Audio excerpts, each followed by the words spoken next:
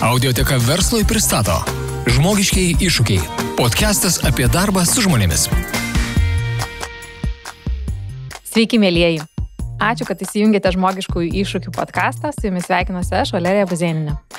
Nežinau, kaip tiksliai užėjote ant šio mūsų epizodo, tačiau norėčiau tik trumpai priminti, kad mūsų podcastas gyvuoja jau ne vienerius metus ir mes esame rašę visą eilę įdomių pokalbių ir jūs juos galite rasti mūsų tinklapyje chronologinė tvarka išrikiuotus žmogiškieji.lt, o taip pat jums patogioje podcastų platformoje, ar tai būtų Google Podcast, ar tai būtų Apple Podcast, ar tai būtų Spotify, tai kviečiu paieškoti ir susirasti savo įdomias temas. O šiandien sveikinuosi su savo svečiu, su savo viešne, Gabrielė Zakaitinė. Labas, Gabrielė. Labas. Kaip tu laikaisi? Puikiai laikausi, pavasaris, smagiai atžingsniavau. Ačiū labai, kad atėjai pasikalbėti. Klausytojams pristatysiu. Gabrielė yra Hostinger International personalo verslo partnerė. Ar teisingai? Taip. Tai Gabrielė, mes su tavim sutarėm kalbėti apie darbuotojus. Pradžiai gal gali šiek tiek įvesti mus į kontekstą, papasakoti, ką veikia jūsų įmonė ir kokio dydžio tai organizacija yra. Taip, tai mūsų įmonė yra tarptautinė įmonė. Mes padedame klientams tapti sėkmingiams internete. Tai reiškia, mes jiems teikiame įvairius sprendimus, kad jie galėtų turėti svetainę internete. Tai ar hostingo paslaugą, svetainių talpinimo lietuviškai, ar pasidaryti su website builderiu savo svetainę. Tai iš principo padedam mažiems versliukams, vidutinio dydžio versliukams tapti sėkmingesniems. Tokia mūsų misija yra. Kiek šiuo metu jūsų yra? Kiek darbuotojų turite? Virš 800.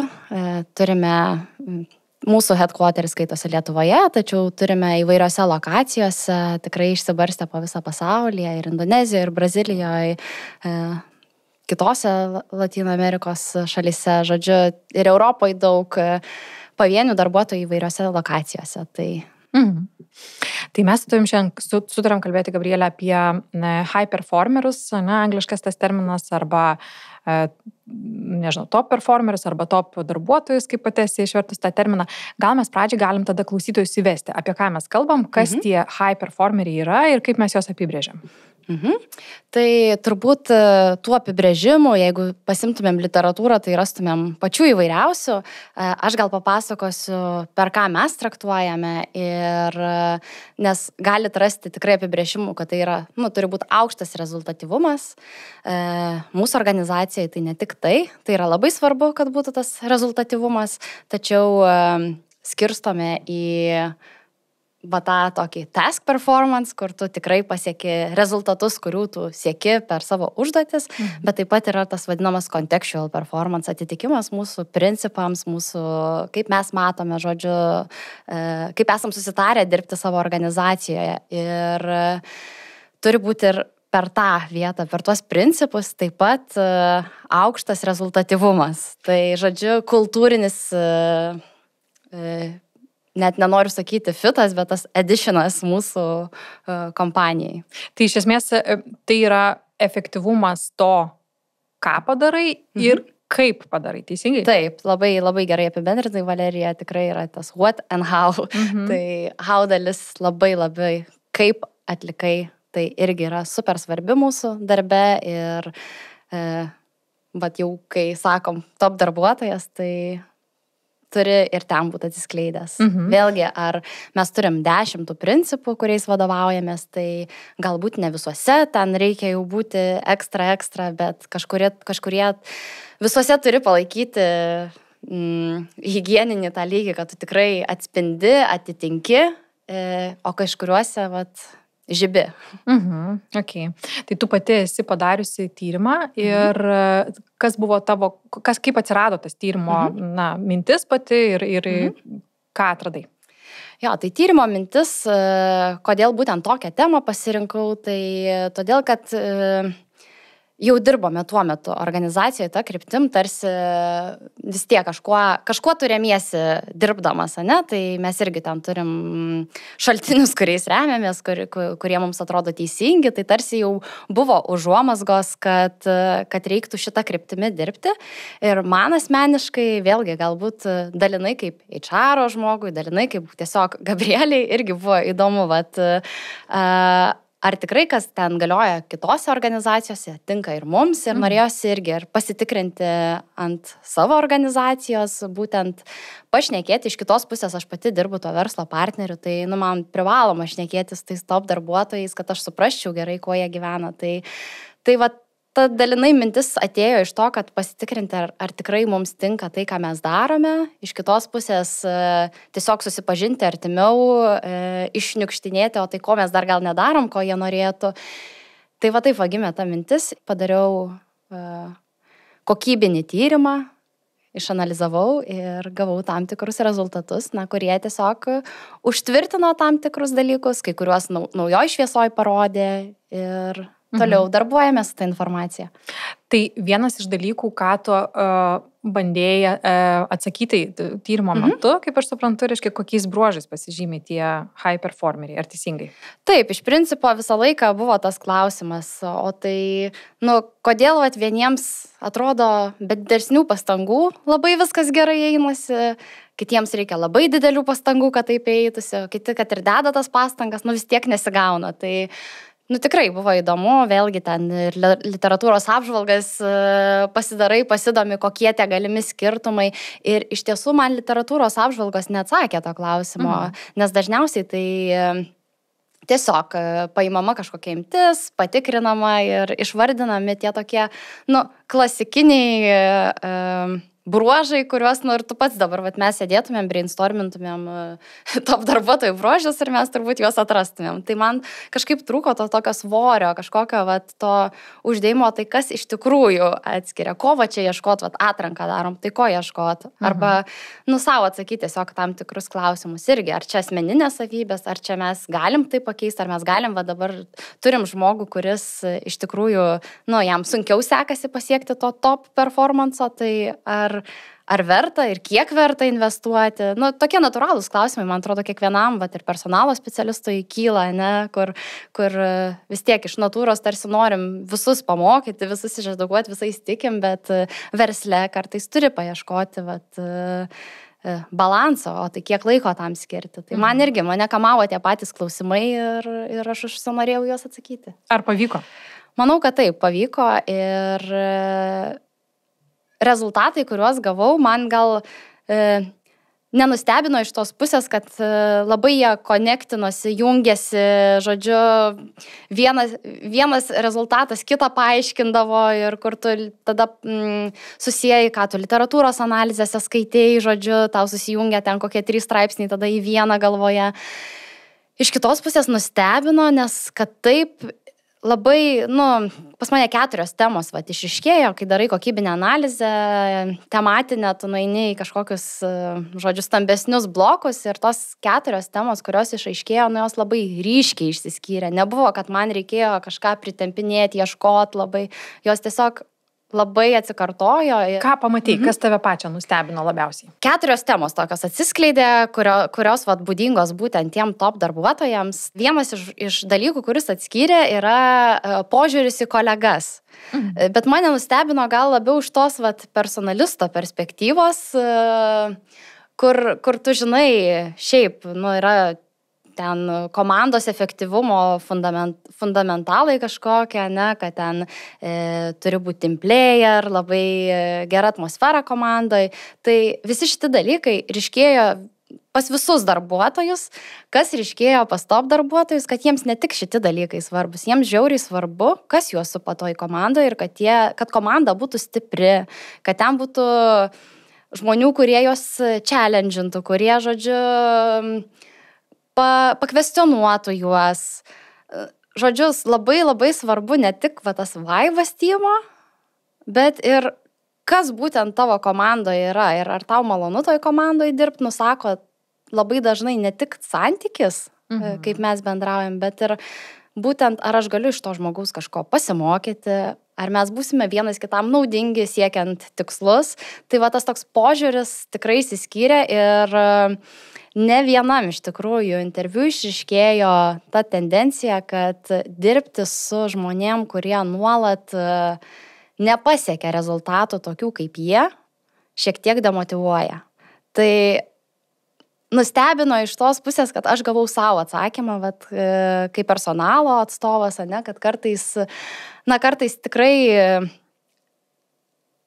gelbėdamas vieną žmogų komandoje dėl jo prasto rezultatyvumo, tu gali paskandinti visą komandą. Tai reikia labai atsargiai tai žiūrėti ir brėžtis ir savo asmeniškai ribas ir žiūrėti ne į vieną personažą, o į visą komandą ir iš ko ta komanda sudaryta. Mhm. Tai va šita tokia įžvalga. Iš kitų radinių, tai kas tikrai labai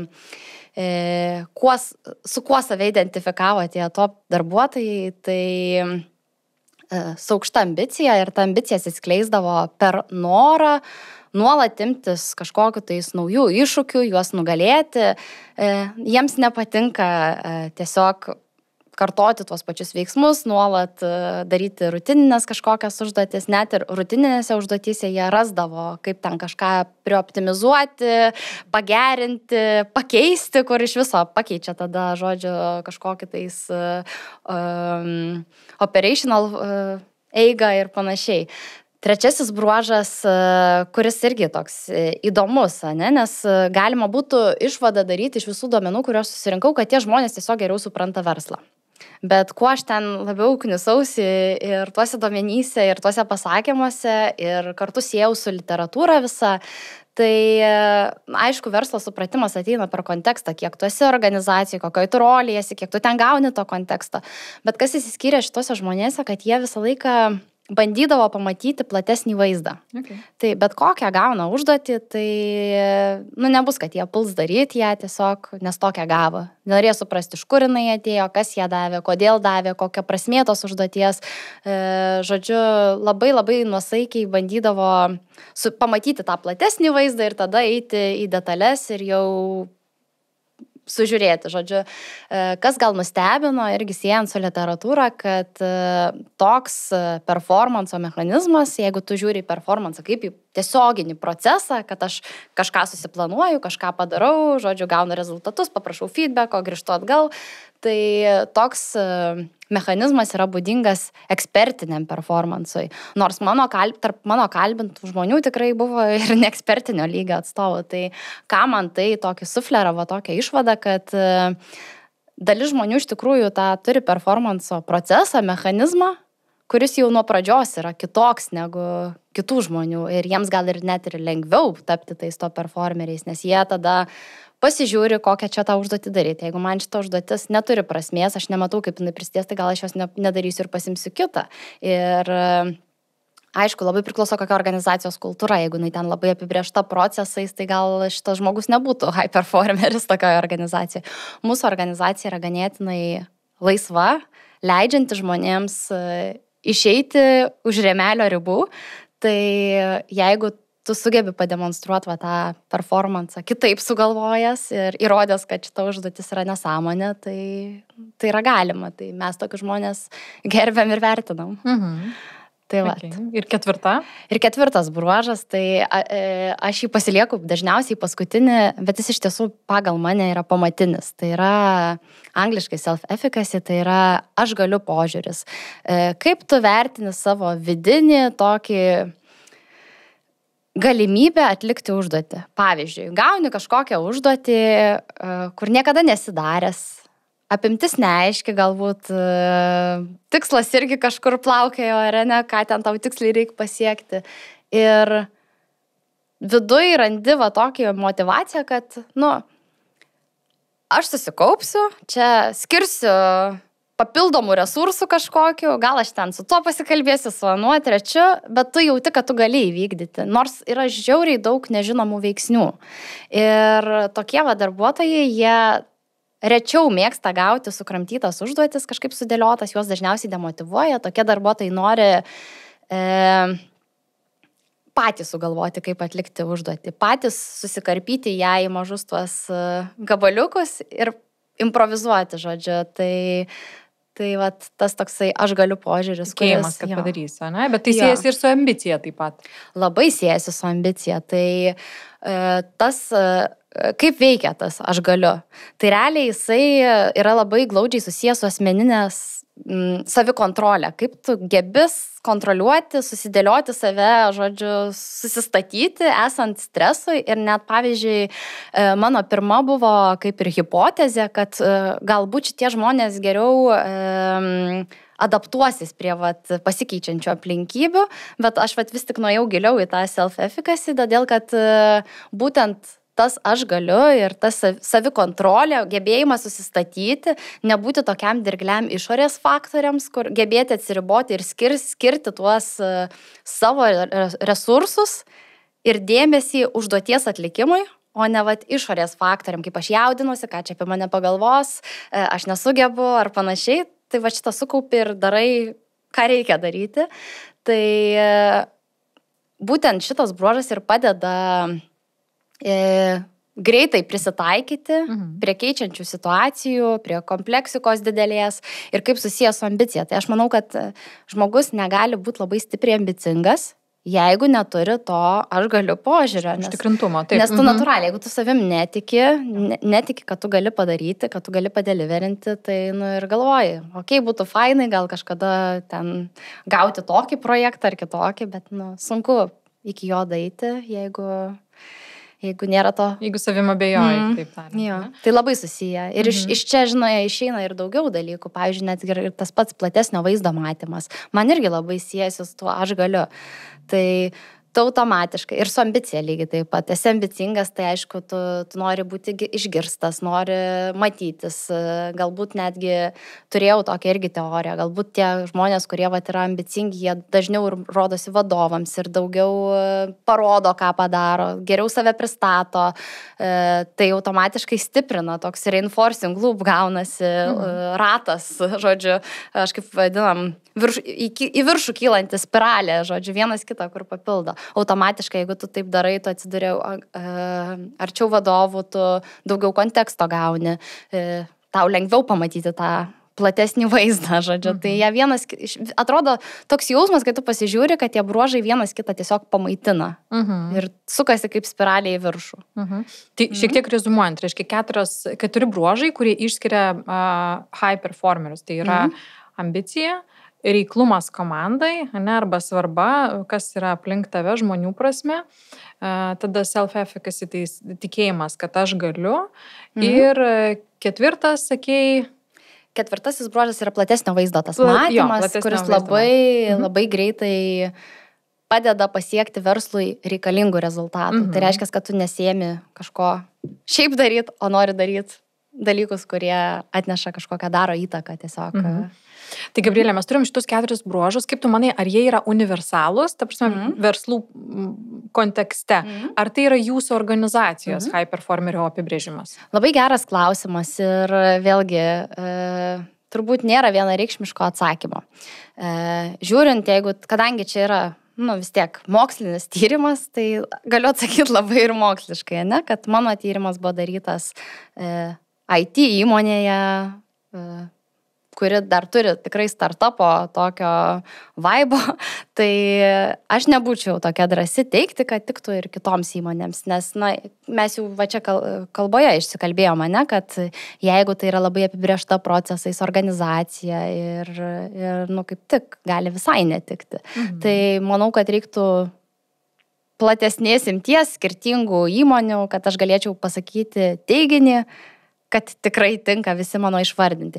Iš kitos pusės žiūrint, taip labai jau atsitraukus nuo mokslinės tos dalies, kad nuskamba, kad tai gan universalūs bruožai, kad ambicingi žmonės turbūt daug kur bus ambicingi. Ir platesnis matymas, ir reiklumas aplinkai. Aš manau, kad jie, gan universalūs. Vėlgi, jeigu tas reiklumas aplinkai, galvoju, jeigu, pavyzdžiui, būna klasifikuojamos organizacijų kultūrų tipas ir, pavyzdžiui, yra klano tipo organizacijos, tai aš manau, kad gal tas griežtas požiūris į kolegas ir reiklumas kolegoms, kad jie turi irgi būti labai protingi, labai stiprus, galbūt klano tipo organizacijose netiktų, nes ten yra viskas grįsta labai gerai santykiais, bičiuliškumu.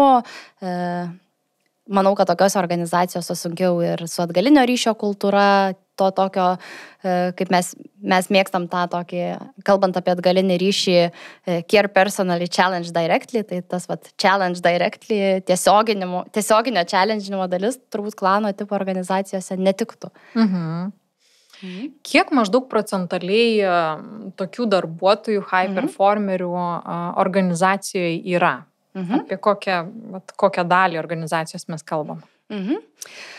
Tai sunku atsakyti man į šitą klausimą, todėl kad mes neseniai keitėmės savo performance managemento sistemą ir ten nededam tų etikečių, kad jau taip galėtum įsižiūrėti ir įsitransliuoti. Šiaip pagal literatūrą tai apie 20%, kad būtų kaip ir tas normalus pasiskirstimas. Aš manau, kad pas mūsų organizacijoje tas procentas yra didesnis, vien todėl, kad mes labai kryptingai dirbam tą kryptimi per įvairias personalo valdymo sritis ir per atrankas, ir per performance managementą. Žodžiu, labai daug investuojame į talentų tankį. Tai manau, kad pas mus gerokai didesnis šitas procentas. Iš kitos pusės vėlgi gali pasimti teoriją, kad jeigu mūsų vienas iš principų yra hire and develop the best, kuris sako, kad su kiekvienu atėjusiu žmogumi į organizaciją mes keliam talento tą tankį, raising the bar, žodžiu. Tai iš tokios pusės pasižiūrėjus, tai vis kyla ta kartelė ir procentas turėtų likti panašus eventually. Tai taip filosofiškai čia atsakiau. Supratau. Tu jau šiek tiek užsiminiai, kad ir jūsų tikslas yra, ir tos įžvalgos tavo, kokie bruožai išskiria high performerius, jie mums gali padėti tiek išskirti tokius žmonės, tiek paskui su jais dirbti ir suprasti geriau, kas jiem yra svarbu ir kaip juos valdyti, kaip vertinti jų veiklą.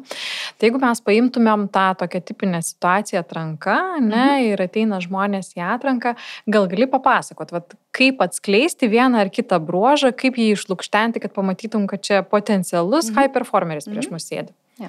Tai aišku, viena dalis, ta techninė dalis, manau, daugelis organizacijų tai daro gan gerai ir bando atskleisti tą techninį performansą, tai apie šitą dalį aš gal net nekalbėsiu. Turbūt kiekviena organizacija irgi turi savo vertybės ar principus, tai mes irgi turim tam tikrus klausimus, kurie mums padeda įvertinti atitikimą pagal tuos principus. Ir jeigu žiūrint jau taip į tą tyrimą, kurį aš atlikau, kokius aš rekomendacinius klausimus duočiau, kad atskleist būtent šitas savybės, tai vėlgi jau pradedant nuo CV analizavimo, tas ambicija gali pasimatyti per greitą karjeros kilimą, tai reiškia, kad toj pačioj organizacijoje žmogus gan greitai lipa karjeros laiptais, reiškia, yra pastebėtas, jam leidžiama, skatinama. Tai žodžiu, vienas toks bruožas gali būti, bet vien CV toks pamatymas nebūtinai reiškia, kad žmogus ambicingas, reiktų tiesiog papildomais klausimais. Man, pavyzdžiui, pagelbė tiesiog klausti, koks tavo didžiausias pasiekimas. Galima klausti, ko tu ateityje nori, vėlgi gal nepasimti tų tokių tradicinių, kad kaip matai save po 5 metų, bet tiesiog labai atvirai, kur tu nori judėti, kokia kryptimi, kaip tu matai save ir per tokią pusę. Tai čia toks paprasčiausia gal. Visada skatinu per situacinius klausimus eiti ir jie geriausiai turbūt atskleidžia daugumą dalykų. Turi kažkokių mėgstamų pavyzdžių? Jo, turiu, aišku. Grįžtant prie, čia gal ne visai situacinis klausimas, bet grįžtant prie tos, kokį požiūrį, kaip žiūri kolegas, tai tiesiog ir galima paklausti, o prisijungsi į mūsų organizaciją, ko tu tikėtumės iš savo kolegų? Tai vėlgi, tie atsakymo variantai būna labai įvairūs. Aš labai mėgstu šitą klausimą ir nėra taip, kad tu jį pasiemi kaip čia pagrindinį sprendimo priėmimo įrankį, bet jis papildo kitus klausimus, ten paskui gimsta kitų klausimų ir panašiai. Dėl platesnio vaizdo matymo, tai galima labai tiesiai šviesiai paklausti, kas tau labiau patinka, ar žinoti, ką tiksliai turi daryti, gauti tikslę užduotį, ar tau patinka gauti kokį nors projektą ir kai nežinai, nei nuo ko reiks pradėti, nei kaip. Tiesiog įeiti į diskusiją. Arba galima, kaip sakiau, per situacinį tiesiog papasakok situaciją, kada turėjai kažkokį projektą, kurio buvo gan didelė apimtis ir, nežinojai, nei nuo ko pradėti, nei kaip jis ten tiksliai baigsis, ką tu darėjai. Vėlgi neatskleidžiant tos pabaigos ir kaip pasisekė, bet tiesiog išklausant ir, o kaip toliau. Ir labai įvairiai būna kandidatai, labai įvairių istorijų papasakoja, kur tu kartais net negali patikėti, kad taip papasakoja per darbo pokalbį. Šiaip šita kompetencija, apie kurią kalbi, platesnio vaizdo matymas, tai kartais iš visiškai paprastų dalykų pasimato. Paklausė, o tai kuom jūsų įmonė užsiema, nesvarbu kokią poziciją. Ne? Super. Ja. Ir ne visi kandidatai sugeba atsakyti rišliai, ką ta įmonė daro ir kaip, kur tu iš vis esi, ne? Taip. Arba tas pats klausimas, kokie tau keliami tikslai, arba tavo skyriui, kokie yra keliami tikslai, ne? Ir tada tu matai, ar žmogus, jis tiesiog perka, ne, tas baila, ne, tuos tikslus, ar jis supranta prasmę savo užduočių. Ir man teko matyti įvairiausių situacijų. Kartais ateina asistentė, visiškai junior, ir jinai gali papasakoti puikiai, ką įmonė daro, koks yra tikslas, kas yra svarbu, kaip siejasi tarpusavyje, ne, kam jinai padeda ir panašiai. Ir kartais ateina netgi pardavimų žmonės, kuriam labai sudėtinga atsakyti į tokį platesnį klausimą. Tai o kaip, ką tavo įmonė veikia bendrai, ne tavo konkrečiai produktas ar funkcija. Tai sakyčiau, kad netgi nereikia bijoti eiti į bendrus tokius verslo supratimo klausimus. Visiškai pritariu. Kartais net per kitus kampus atsiskleidžia. Pavyzdžiui, duodi kokius nors klausimus, kurie padeda įsigilinti, kaip žmogus teikia atgalinį ryšį ir papasakoja kokią situaciją, kur, akivaizdžiai matai, kad būtent ten kažkoks nesusikalbėjimas ir gimė iš to, kad žmogus ne visai supranta tikslų, nemato prasmės, pavyzdžiui, darbo, tai kodėl jis nepasiaiškina tos prasmės. Jo, čia svarbu. Toks ir čia ir kritinio mąstymo krislelis yra irgi, ne, jeigu... Tikrai taip. Bet tikrai ką pastebėjau, kad kalbant apie tą platesnio vaizdo matymą, kartu sujungiant jį su tuo aš galiu, tai, jau čia pasikartosiu, kad šitie žmonės patys geba paimti didelės apimties užduotį ir ją susikarpyti į mažesnius gabaliukus, versus kitiems reikia paduoti tą mažesnį gabaliuką ir sunkiau prieiti. Iš balto lapo, sunkiau atversti baltą lapą ir jį pradėti rašyti. Reikia kažkokią pradžią jiems duoti. Tai manau, kad irgi toks per tiesiog situacinius klausimus galima tikrai tai įsiaiškinti. Ar gali prisiminti kažkokių situacijų, nežinau, jeigu neateisi galvą, tai taip tiesiog ir sakyk, kai atrankos metu vertini būtent tuos 4 dalykus, ne, ir kitus dalykus, ką tu paminėjai, ir apsigauni. Ar yra kažkur, kur tas high performeris, jisai lyg ir turi visą medžiagą, bet kažkas nesuvaikšto ir jis arba nepritampa, arba jis visgi netampa high performeriu, nors atrodytų viskas vietai. Visada būna tų išimčių. Aš gal dabar kokio konkretaus tokio pavyzdžio nepaimsiu, bet elementariai netinka tai roliai žmogus. Tu jį matai kaip kultūros dalį, įsivaizduoji, kaip jisai čia ateitų, kaip jisai čia su stakeholderiais bendrautų, bet jis ne savo rolėje yra, netinka jam tiesiog ta rolė. Tai gali nutikti ir vis tiek tas fitas turi būti. Tai visko pasitaiko. Supratau. Gerai, tai mes pakalbėjom, Gabrielė, šiek tiek apie tai, kaip juos atpažinti, kaip juos išskirti atrankos metu, šitus žmonės, kaip su jais reikėtų dirbti per visą veiklos vertinimo ir galbūt ir ugdymo procesą, kas jiem yra svarbu ir ką įmonė turėtų omeny. Aš nežinau, ar mes dar pagrįšim į tą atrankų kažkurią dalį, nes vieną dalyką praleidau iš tikrųjų, kurį noriu paminėti.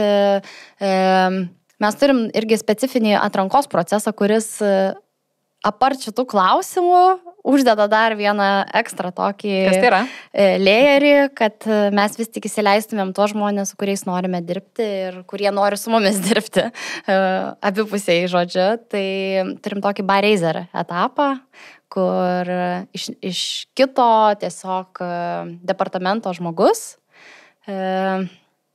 daro interviu, grinai tikrina, ar yra culture ad, ar yra business ad ir turi netgi ir veto teisę.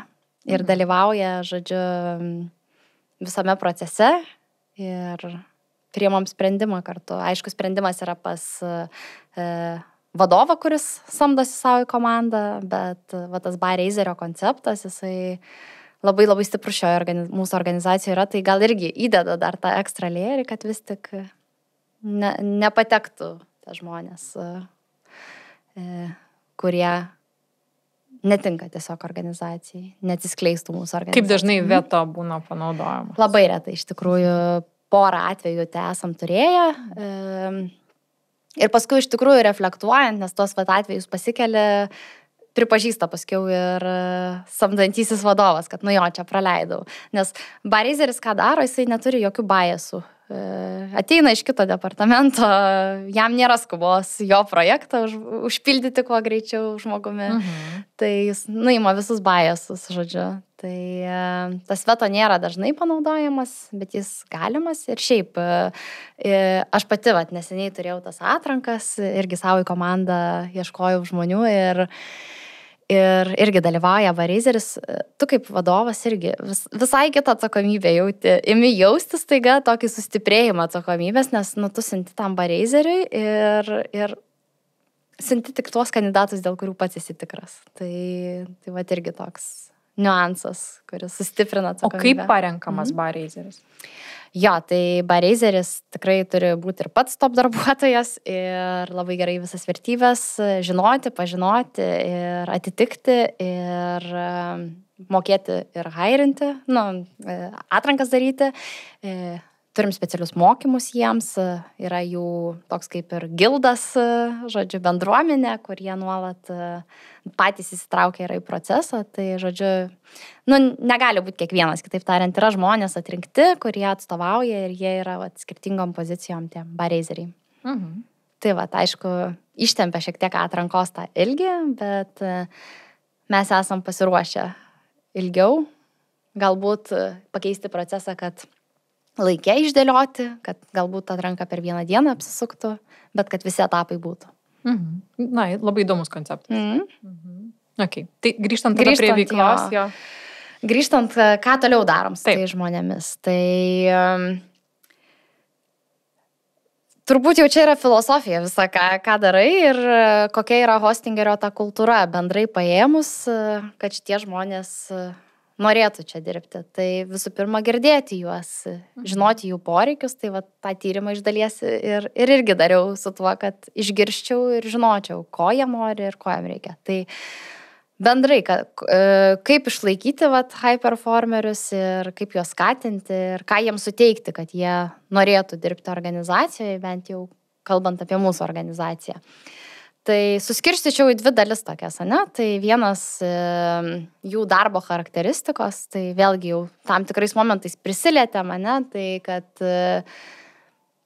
negali jiems duoti jų seniority netitinkančių per mažų, ne kažkokiu tais užduočių, vis tiek turi būti darbas su sveiku iššūkiu ir jie to nori. Turi duoti laisvę mąstyti, laisvę patiems priimti sprendimus. Tai pas mus labai gyvas tas freedom and responsibility, laisvės ir atsakomybės konceptas. Irgi manau, kad tokie žmonės nemėgsta, jeigu procesas eina virš žmogaus. Pas mūsų organizacijoje tikrai, aš jau minėjau tą nebrėžiam remelio, ne, tai aišku, procesų turime, bet labai saugom, kad nebūtų procesas virš žmogaus ir jų poreikių. Tai tikrai net turim kartais tokių brainstorm sesijų, kur galvom, tai kokius šio procesus išnaikinti mums dabar. Tai aplinka, jų darbo charakteristikos, kad prasmė būtų darbe, kad jų darbas nenueitų veltui. Tikrai labai greit demotyvuosi, jeigu duosi darbą, kur nesupras, kodėl nedaro jokios įtakos nei klientui, nei kitiems darbuotojams. Žodžiu, jie turi matyti prasmę, turi jausti, kad daro įtaką. Tokie, sakyčiau, aš jau nekalbu apie higieninius faktorius. Čia higieninius faktorius paliekam, nes man atrodo, jie ne tik to performerių, bet visų žmonių rezultatyvumui turi įtakos. Tai va. Kita grupė būtų grinai kaip organizacija mes į juos žiūrim ir kaip juos girdim, kaip atsižvelgiami tai, ką jie pasako. Tai pavyzdžiui, sugrupuoti taip komandas, kad turėtų stiprių žmonių šalia savęs, kad turėtų iš ko mokytis, suteikti, pas mus labai stipri yra mokymosi kultūra, tikrai tokia smalsumo kultūra pavadinsiu, nes labai daug skaito visa organizacija, aš šiandien kalbu tik apie vadovus. Tikrai sakyčiau, kad išskirtinė mūsų ta mokymosi kultūra ir iki tokio lygio, kad per susitikimus kartais knygos cituojamos ir vėlgi ne tik iš tos akademinės pusės yra tas smalsumas, bet ir iš praktinės pusės sutiksim iš kažkokios kompanijos įdomios žmogų, tikrai pasisadinę viską iškosim, išklausysim, žodžiu, milžiniškas smalsumas yra iš kiekvieno organizacijos žmogaus ir jeigu šalia tavęs, nėra tokio žmogaus, kuris tuo pačiu irgi kvėpuoja, nėra to, neatsako į tą peer pressure mokytis, tai automatiškai kuria naują kultūrą. Jeigu yra kažkas, kas elgiasi kitaip, tai mes tengiamės prižiūrėti ir palaikyti. Ir turbūt kultūra gal dar tuo ypatinga, kad jinai nėra palikta gyventi savo gyvenimą, nes kultūra nutinka, tu ją rūpinėsi ar nesirūpini. Tai pas mus tikrai nepalikta.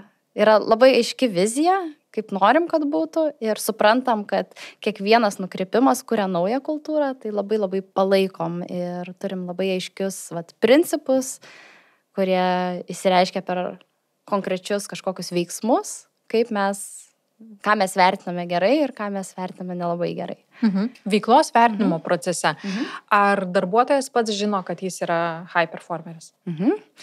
Tai aš kaip ir minėjau, neseniai pakeitėm tą veiklos vertinimo procesą. Iš tikrųjų, pirmas pilotas buvo praėjusį ketvirtį.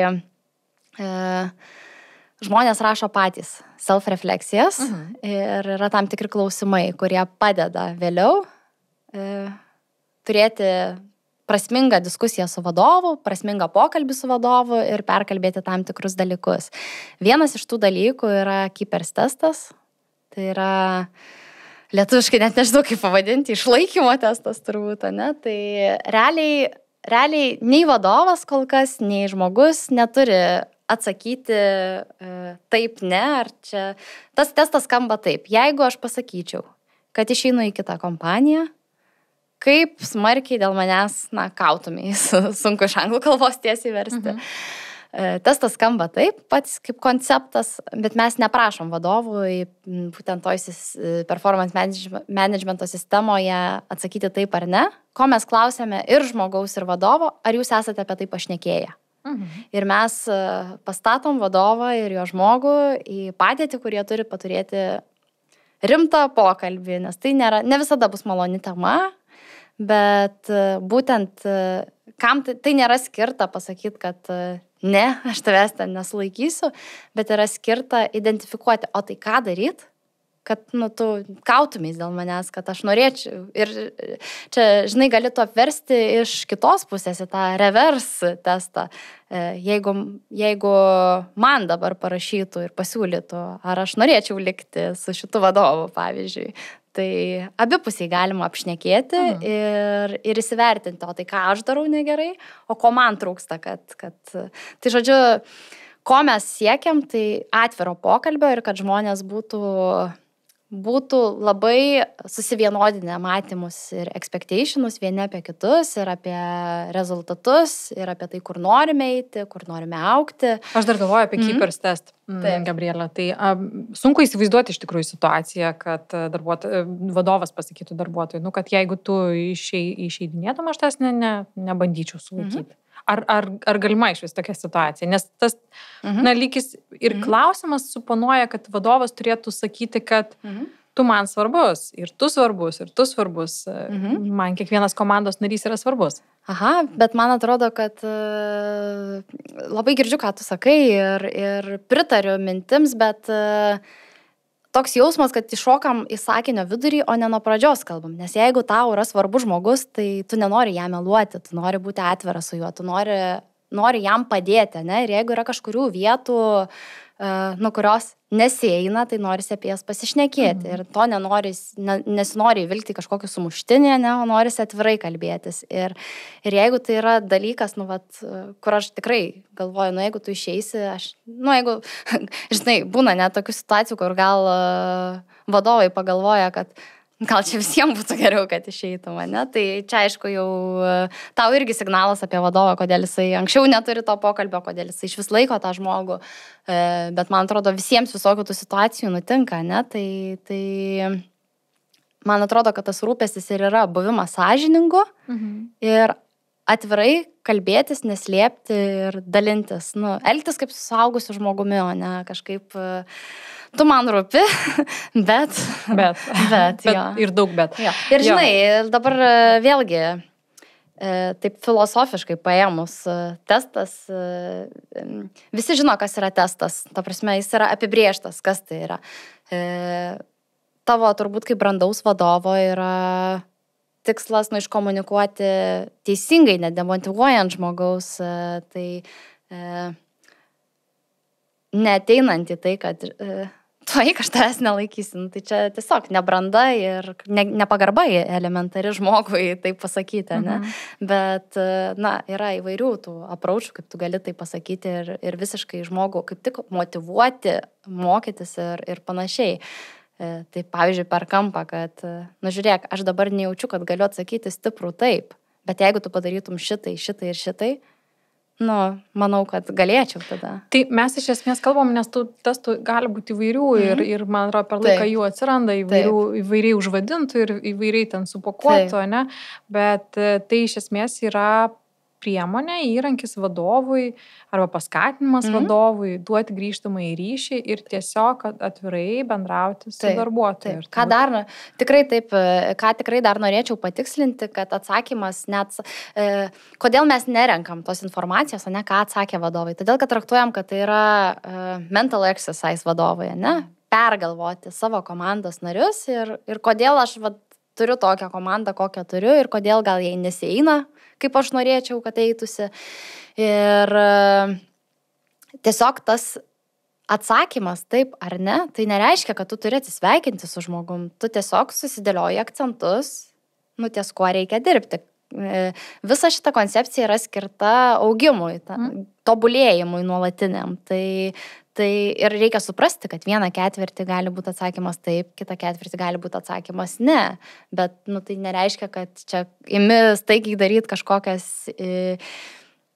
sprendimus ir ten, pavyzdžiui, atsisveikinti su žmogum. Tai jeigu yra susidėliojimas, dalykai, kurie gali pasikeisti ir matai, kad žmogus irgi nori, supranta ir nori augti, tiesiog šiuo metu nepasiekia tų lūkesčių, kokie yra iš vadovo dėl tam tikrų priežasčių, bet aš manau, kad yra labai teisinga duoti žinoti apie tai ir man atrodo, kad čia ir yra tas tikras rūpestis.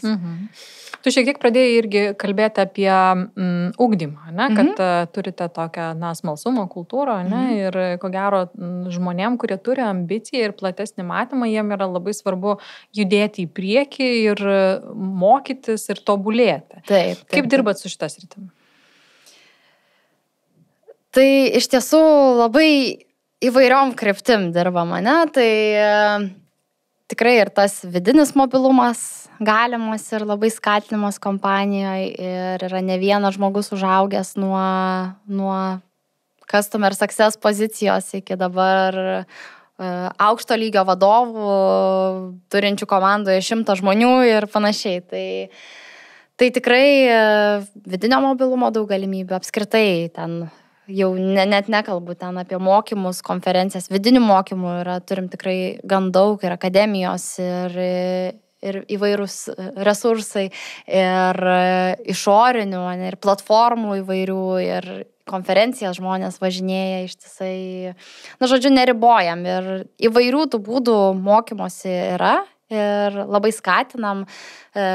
Pas mūsų organizacijoje tikrai galima įsidėti learning time ir, pavyzdžiui, atsisėdus ofise tiesiog skaityti knygą ir tave teigiamai žiūrės ir tave pagirs už tai. Tai žodžiu, tikrai tą skatinam per tokius momentus. O kitas turbūt pats paprasčiausias, tai, kaip jau minėjau, per užduotis, kurios turi iššūkių. Tai kai žmogus truputėlį gali išeiti iš tos komforto zonos, pasistrečinti truputėlį, irgi vyksta labai didelis augimas ir tiesiog duodam tų galimybių, duodam pasibandyti, pakeisti, tarkim, per projektus pasivaikščioti. Tai yra to lateral judėjimo, horizontalaus, taip pat organizacijų yra labai daug. Kaip sekasi išlaikyti high performerius? Ar turi kažkokių nuorodų, kokia yra tos kategorijos darbuotojų kaita? Taip. Tai čia iš tikrųjų viena iš tų metrikų, kuri man kaip verslo partneriai yra viena svarbiausių. Nežinau kaip kitiems, gal pagal skirtingas kultūras organizacinės, bet man tai tikrai yra esminė turbūt mano metrika. Tai aš tiesiog pasižiūriu, kiek high performerių mus palieka procentaliai. Tai 23 metų, visų metų yra 3%. Tai galėčiau palyginti su užpraeitais metais, buvo 7,5%. Tai man atrodo, kad labai aiškiai matosi, kad organizacija labai stipriai dirba ant tą talent density ir žodžiu, investuojam labai daug resursų, laiko ir dėmesio ir esam, turbūt perkelę tą, kaip prieš tai minėjau, tą tokį klausimą, kiek laiko skirti dirbti su žmogum, kuris vis tik nepasiekia tų rezultatų ir kad ten gali nepertraukamai skirti to laiko ir vis tiek bandyti kažką išspausti. Tai aš manau, kad mūsų organizacijoje šiuo metu esam labiau perkelia tą dėmesį atidavę dėmesį top darbuotojams, nes jiems irgi dėmesio reikia. Mes labai dažnai, mes turiuomenį personalistai, apskritai visuomeniai, tie žmonės performina ir juos esam linkę pamiršti, nes jiems gerai sekasi, tai jie ten tegu ir dirba ir skiriam dėmesį visiems kitiem, bet jiems irgi reikia dėmesio, jiems irgi reikia ir pamaitinti ir jų tą ambiciją ir galų gale net ir tų ambicingų žmonių su dideliu savipasitikėjimu, tuo aš galiu, jų būna labai humble žmonių, kurie neteis ir neprašys ten pakeisti jiem poziciją, o tu tiesiog užsibiršęs ten darbuojas. Tai tiesiog suteikti didesnį dėmesį, resursų, nukreipti į tuos žmonės irgi. Tai manau, kad pas mus šita statistika labai kalba, kad mes perkelia esam tą dėmesį. Gabrielė, ar pati matai kažkokių rizikų? Tarkim, jeigu organizacija labiausiai orientuojasi į high performerius, kokios grėsmės kyla? Tai aš gal taip pradėsiu pradžioje atsitraukus, kad jeigu dabar yra kažkokia klauso podcast'o organizacija, visai kitokia, su kitokia kultūra ir jis staiga nusprendžia perkelti dėmesį į tuos top darbuotojus, tai aš nesu tikra, ar taip greit suveiks, nes reikia suprasti, kad čia yra visa filosofija ir tu turi eiti iš lėto į tai, su all in, per visus kampus, kitaip tariant. Jeigu kažkur vieną pasikeisi, neveiks greičiausiai. Tai jeigu taip staigiai paverstum, tai tikrai gali labai kristi retentionas natūraliai, nes bus žmonių, kurie tiesiog ateis ir sakys, aš neidentifikuoju savęs tokia kultūra. Tarkim, man ten, net kalbant, kur sakiau, kad top darbuotojams svarbus, kad jų yra kitoks požiūris į kolegas, Tai, gal kažkas gali ateiti sakyti, man taip netinka, aš labai noriu, man draugystė yra virš visko. Gali paaštrėti konkurencija, teisingai, su ambicija. Vėlgi, turbūt sveikuose rėžiuose. Aš neidentifikuočiau to kaip konkurencijos, nes vis tiek tie žmonės puikiai supranta, ką reiškia komandinis darbas, darbų pasiskirstimas, palaikymas vienas kito ir panašiai. Čia gal žinai, per ką labai atsiskleidžia, kad šitie žmonės skylių santykių nebandys užkamšyti. Tai gal taip pasakyčiau, vis tiek jie ras būdą, kaip pasakyti, rūpinsis ir to santykių, bet ras būdą, kaip pasakyti dalykus, kurie turi būti pasakyti, atiduotas feedbackas, pavyzdžiui, nenutilės, tikrai pasidalins ir panašiai. Tai aš per tokią gal pusę sakyčiau. Iš kitos pusės, kokios rizikos jau dabar organizacijai tokiai, kaip mes dirbame ir kokias matyčiau, Tai net referuojant į tavo praeitą klausimą apie augimo galimybės ir panašiai, šitie žmonės turėdami tokį stiprų aš galiu požiūrį ir ambiciją labai dažnai gali save greičiau peraugti negu iš tikrųjų su savo kompetencijom turėtų būti, ne? Tas vadinamas Peter Principle, kur kažkuriam gyvenimo etape, kad ir kiek augi, atsiduri savo nekompetencijos srityje, ne, per greit užaugai. Tai šitą reikia atkreipti dėmesį tikrai, kad tu tiki žmogum, jis savim labai tiki, ne, ir kad kartais vėlgi yra ta, kai duodi užduotis su iššūkiais, ne, tai yra ta stretch zone ir jau yra ten ta visiškai zona, kur išprotėt gali, tai, žodžiu, neįdėti tą zoną žmonių. Tai čia apie tausojimą, ne, taip, kad žmonės gali perdegti iš esmės. Taip, tiesiog su savo ambicija ir tu irgi kaip vadovas juos turi, laiku paprišeiti, nes jeigu neduodi dėmesio, nesuteiki atgalinio ryšio, kad tu tave vertinu, jau žiauriai gerai ir dabar varai, tai gali taip nutikti, kad jie tiesiog norės dar labiau geriau varyti. Tai... kitas dalykas, nepamatuota ambicija irgi gali. Taip, tikrai taip. Tai žodžiu, tokia matyčiau gal rizika, kur reikia būti mindful ir vadovams dirbti su tuo. Jo, tai sakyčiau, kad tokios gal esminės. Tu labai gražiai pasakai, kad, iš tikrųjų, jeigu organizacija nuspręstų dirbti šitą kryptim, kad tai yra kompleksinis požiūris, bet aš galvoju, vien perklausus tai, ką tu padarei ir ką jūs kaip organizacija praktikuojate, sakyčiau, tokie, keletą dalykų, ką mes į kiekvieną verslą ir kiekvieną komandą galim pasimti. Tai vienas dalykas, kad sąmoningai vadovas turėtų įsivertinti, kas yra jo kertiniai žmonės, jo geriausiai žaidėjai, tarkim taip, ne? Ir tada, ką tas vadovas apie juos žino, kas jiem yra svarbu, kas juos motyvuoja, kur jie nori augti, ar jie viską tą turi, o galbūt jiem reikia kažkokios pagalbos iš vadovo, iš organizacijos, tai identifikuoti, kaip apsupti tos žmonės rūpesčių, vadovo rūpesčių, kad jie liktų ir tas mentalinis keeper test ir atsitinka, ne, be kurių žmonių aš rytoj negalėčiau veikti toliau. Ne? Ir kitas dalykas, paplanuoti jiems kažkokią ateitį. Tada, jeigu vadovas savo komandoje jau identifikavo tuos kertinius žmonės arba, geriausius žaidėjus, tai vėlgi pagalvoti, net nebūtinai darant didelį tyrimą, bet pagalvoti, o kas juos išskiria, kokie bruožai. Ir tai gali būti analitikams vieni dalykai, galbūt, pardavėjams kiti dalykai, ne? Tai kas juos išskiria, kokius bendravardiklius jie turi, nebūtinai mes norim klonuoti toliau, ne? Bet tikriausiai tas bendravardiklis jisai pasidarys toks siauras, kad visa kita pas mus skirsis, ne? Ir diversity vis tiek mes išlaikysim komandą. Taip, žinoma. Ir tada pažaisti tą tokį žaidimą. Tai gerai, kaip aš tai atpažinsiu komandą per atranką, ne? Kaip aš norėčiau dirbti su savo žmonėms. Tai aš sakyčiau, kad tavo ta visa patirtis, ką tu pasidalinai, jinai nebūtinai taip techniškai ir nebūtinai taip plačiai, bet gali būti perkelta į, ko gero, net elementais. Ir net, žinai, tas klausimas, kurį tu uždavėjai, kokias rizikas matau, kad nukreipi, tai galiu apversti, nes yra žiauriai daug rizikų, kokias aš matau, jeigu nenukreipi tos top darbuotojus, ne? Tai, čia jau yra įrodytas dalykas, kad top darbuotojai traukia kitus top darbuotojus. Tai realiai, jeigu tu nesikoncentruoji į top darbuotojus, neskiri jiems laiko, tikėtina, jie demotyvuojasi, palieka tave, ir tas talent density mažėja jisai. Tada mes, pavyzdžiui, irgi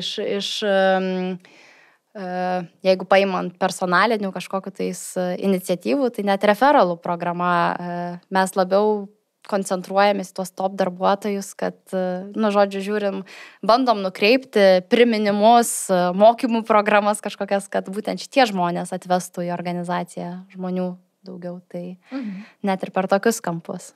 Okay. Ačiū labai, kad pasidalinai, tikrai įdomu buvo. Aš dar keletą klausimų norėjau, kadangi tos praktikos iš tikrųjų tai, ką įmonės bando, eksperimentuoja, vedinėja, labai įdomios yra. Minėjai, kad įsivedėt visai neseniai kažkokią naują naudą darbuotojams. Galėtum papasakoti? Taip, tai turime recharge leave, persikrovimo turbūt čia kažkaip reiktų išversti taip iniciatyvą. Tai 5 metus išdirbę žmonės gauna mėnesį papildomą, nepertraukiamų atostogų. Pilnai kompanijos apmokamų. Kartais keičiant darbą yra vienintelis būdas paturėti ilgesnių atostogų, ne? Tai kodėl 5 metus dirba žmonės, turbūt pavargsta, reikia jiems duoti atsirefreshinti, kad grįžtų su naujom idėjom, pailsėję. Tai žodžiu, įsivedėm tokią naudą ir kol kas esam labai laimingi dėl jos.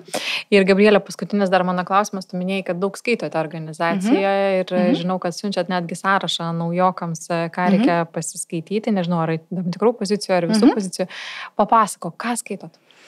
Tai turbūt tikrai priklauso šiek tiek irgi nuo pozicijų, ar tai yra vadovo pozicija ar ne, tai aš gal labiau ant vadovų tų pozicijų pakalbėsiu, tai mes skaitom, kad tokia, jau jeigu managemento klasika, tai High Output Management, Andy Grove, Hard Things About the Hard Things, tokia knyga, Netflix'o. Labai gera, beje. Taip, superinė.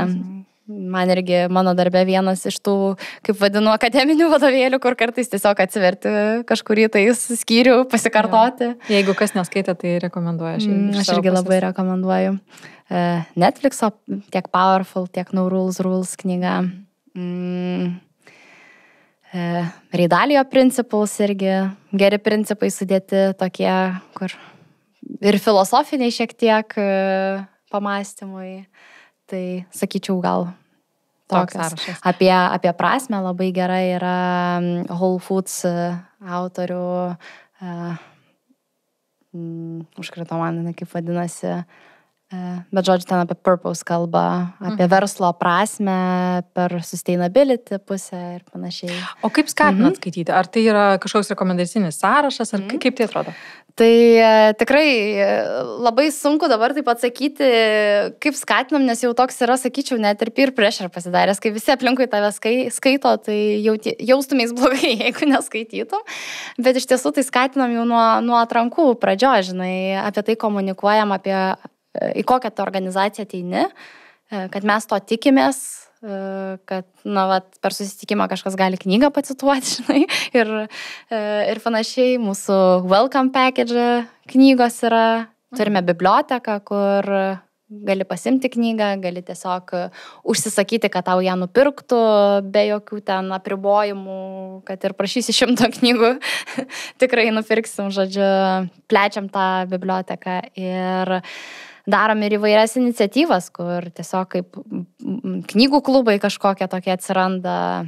Dabar iš viso su komanda platesnė, ne tik People komandos vadovai, bet dalyvauja ir mūsų CEO ir Business Operation vadovas tokiam People Think Tanko, žodžiu, koncepte, kur mes perskaitom knygą ir ateinam padiskutuoti kažkokią temą, susilaininti, susivienodinti matymus ir, žodžiu, pasimokyti vieni iš kitų. Tai, tikrai yra tas pulsas labai labai stiprus ir man iš viso yra, čia kaip sako, prabanga, kaip dirbant personale, kad aš, pavyzdžiui, konsultuoju vadovus. Ir aš kartais galiu tam tikrais terminais iš knygų kalbėti. Man nereikia jiems aiškinti, ką jie reiškia. Jie puikiai žino, jie skaitė. Pavyzdžiui, dalyvauja vadovo akademijoje. Ten irgi yra būtinas sąrašas, ką tau reikia perskaityti, kad tu patektum į tą akademiją, žodžiu. Tai įvairiais metodais. Smagu. Ačiū labai, kad pasidalinai ir aš tikiu, kad vieną kitą mintį tikrai kiekvienas galės pasimti iš mūsų pokalbio. Tai linkiu gerų darbų, daugiau naujienų, visokių inovacijų, naujovių, kurios padės jūsų organizacijai toliau augti. Ir ačiū tau labai už pokalbį. Ačiū, Valerija, ir tau. Iki. Jūs klausite podcast'o Žmogiškieji iššūkiai. Kad nepraleistumėte naujų epizodų, kviečiame prenumeruoti laidos naujienlaiškį adresu žmogiškieji.lt. Podcast'ą prenumeruoti taip pat galite per Apple Podcast, Google Podcast, Spotify, Stitcher ir kitose platformose. Laidos partneris Audioteka verslui. Nuolatinio tobulėjimo kultūra jūsų organizacijoje. www.audiotekaverslui.lt.